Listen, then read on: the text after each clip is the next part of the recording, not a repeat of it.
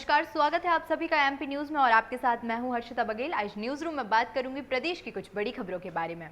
भोपाल में भीषण गर्मी के बीच लोक शिक्षण संचालनालय के बाहर धरने पर बैठे ओबीसी के चयनित शिक्षकों की आंखों से नींद गायब है। उनकी खुली आंखों में सिर्फ नौकरी का सपना है। 42 डिग्री की तपिश में अनशन पर बैठे उम्मीदवार न पानी पी रहे हैं और न ही खाना खा रहे हैं, जिससे उनकी तबीयत दिनों दिन बिगड़ती जा रही है। उनका कहना है कि हमने बच्चों और परिवार के हिस्से का वक्त चुराकर सिलेक्शन लिस्ट में नाम बनाया। जब नौकरी की बारी आई तो सरकार मुंह फेर रही है। वे पूछ रहे हैं कि हमने क्या गलती की है, ऐसी जिद क्यों सरकार कर रही है।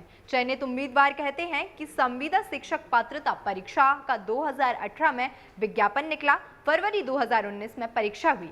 हम तो तब से ही खुद को सिलेक्टेड मान रहे हैं। कोरोना के 2 साल बाद डॉक्यूमेंट वेरिफिकेशन भी हो गया। अब नौकरी मिलने ही वाली थी तो ओबीसी आरक्षण पर रोक का तर्क दिया जा रहा है। क्या इसके लिए हम जिम्मेदार हैं? मुख्यमंत्री शिवराज सिंह चौहान के बुधनी विधानसभा में रहने वाले धर्म सिंह की तबीयत बिगड़ने पर रात 11:30 बजे ही उन्हें 108 एम्बुलेंस से अस्पताल में शिफ्ट करना पड़ा। पूछने पर पता चला कि वे अनशन पर हैं और पानी तक नहीं पिया है। कमजोरी इतनी है कि वे बात भी नहीं कर पा रहे हैं। उन्होंने बस इतना कहा कि अनशन पर हूं तो पानी भी कैसे पी सकता हूं। नौकरी की दहलीज पर आकर उम्मीदवार अब खाली हाथ नहीं लौटेंगे। देखिए, बात करेंगे अगली खबर के बारे में, जहां नरसिंहपुर के करकवेल में मध्य प्रदेश पूर्वी क्षेत्र विद्युत वितरण कंपनी का कनिष्ठ यंत्री यानी जूनियर इंजीनियर रिश्वत लेते रंगे हाथों पकड़ाया है। आरोपी अधिकारी का नाम वीरेंद्र सिंह चौहान है। वो बिजली चोरी का केस खत्म करने के बदले 15,000 रुपए की घूस ले रहा था।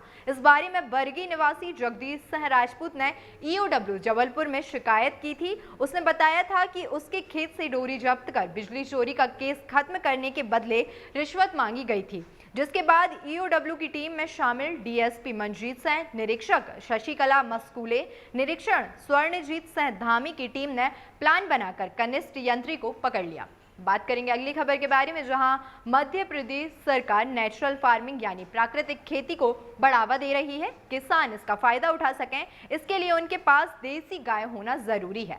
सरकार ने तय किया है कि नेचुरल फार्मिंग करने वाले किसान को हर महीने प्रति गाय 900 रुपए की सहायता दी जाएगी। इस तरह साल में एक किसान को 10,800 रुपए की आर्थिक सहायता राज्य सरकार उपलब्ध कराएगी। कृषि मंत्री कमल पटेल के मुताबिक 1,65,000 किसानों ने इसमें रुचि भी दिखाई है। इसके लिए मध्य प्रदेश प्राकृतिक कृषि विकास बोर्ड बनाने की मंजूरी भी कैबिनेट ने दे दी है। आइए जानते हैं इसके लिए कैसे मिलेगी मदद। सबसे पहले जिला परियोजना संचालक के जरिए नेचुरल फार्मिंग से जुड़े कार्य किए जाएंगे। इसके लिए किसान को आवेदन देना होगा, जिसका प्रारूप सरकार द्वारा तैयार किया जाएगा। इसमें उसे घोषित करना होगा कि वह कितनी जमीन पर नेचुरल खेती करना चाहता है। इसके बाद उसे सरकार से मदद मिल सकेगी। आपको बता दें कि 56 तरह की भारतीय नस्ल की गाय इस कैटेगरी में आएंगी और खास बात यह है कि एक देसी गाय से 30 एकड़ जमीन पर प्राकृतिक खेती की जा सकती है, यानी इसके गोबर और गौमूत्र से ही जीवामृत और घन जीवामृत बनाए जा सकते हैं। देखिए, बात करेंगे अगली खबर के बारे में, जहां कांग्रेस के वरिष्ठ नेता और पूर्व मुख्यमंत्री दिग्विजय सिंह ने भाजपा पर बड़ा आरोप लगाया है। उनका कहना है कि भाजपा गरीब मुसलमान बच्चों को पैसे देकर पत्थरबाजी कराती है। उनका एक वीडियो वायरल हो रहा है जिसमें वह यह कहते हुए नजर आ रहे हैं कि दिग्विजय के मुताबिक उनके पास ऐसी शिकायतें आ रही हैं कि भाजपा के लोग कुछ गरीब मुस्लिम लड़कों को पैसा देकर खुद ही पत्थर पिघवाते हैं और फिर वह इन शिकायतों की जांच करवा रहे हैं। दिग्विजय कहते हैं कि इसके फैक्ट्स मेरे पास अभी तक नहीं आए हैं, इसीलिए आरोप नहीं लगा रहा हूं, लेकिन मेरे पास ऐसी कुछ शिकायतें आई हैं, जो जानकारी मुझे मिली है वही बता रहा हूं।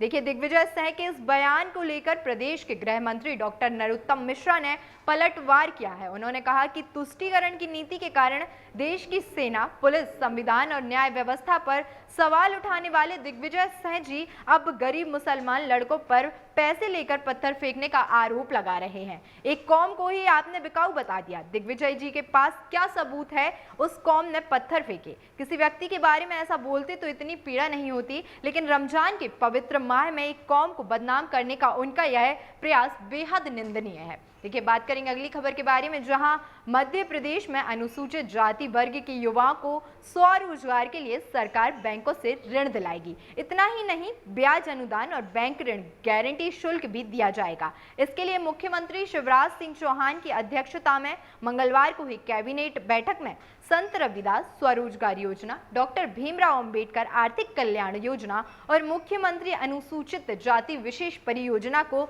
स्वीकृति दी गई। अजय वर्ग के युवाओं को रोजगार के अवसर उपलब्ध कराने के लिए संत रविदास स्वरोजगार योजना के माध्यम से विनिर्माण की गतिविधियों के लिए 50 लाख रुपए, सेवा एवं अन्य व्यवसाय के लिए अधिकतम 25 लाख रुपए तक परियोजनाएं स्वीकृत की जाएंगी। इसका लाभ उन्हीं हितग्राहियों को मिलेगा जिनके परिवार की वार्षिक आय 12 लाख रुपए से अधिक ना हो। देखिए, बैंक से प्राप्त ऋण पर 5% प्रतिवर्ष की दर से ब्याज अनुदान और 7 साल तक बैंक गारंटी शुल्क का भार भी सरकार उठाएगी। इसी तरह डॉक्टर भीमराव अंबेडकर आर्थिक कल्याण योजना में ऐसे अनुसूचित जाति के सदस्य जो आयकर दाता नहीं है और जिनकी आयु 18 से 55 वर्ष के बीच है, उन्हें स्वरोजगार के लिए 10,000 से लेकर 1 लाख रुपए तक का ऋण भी दिलाया जाएगा। फिलहाल के लिए इतना ही। बाकी की तमाम खबरों से जुड़े रहने के लिए बने रहिए एमपी न्यूज के साथ।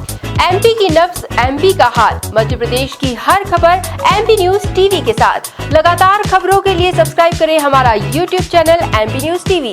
लेटेस्ट अपडेट्स के लिए बेल आइकन दबाना जरा भी न भूलें।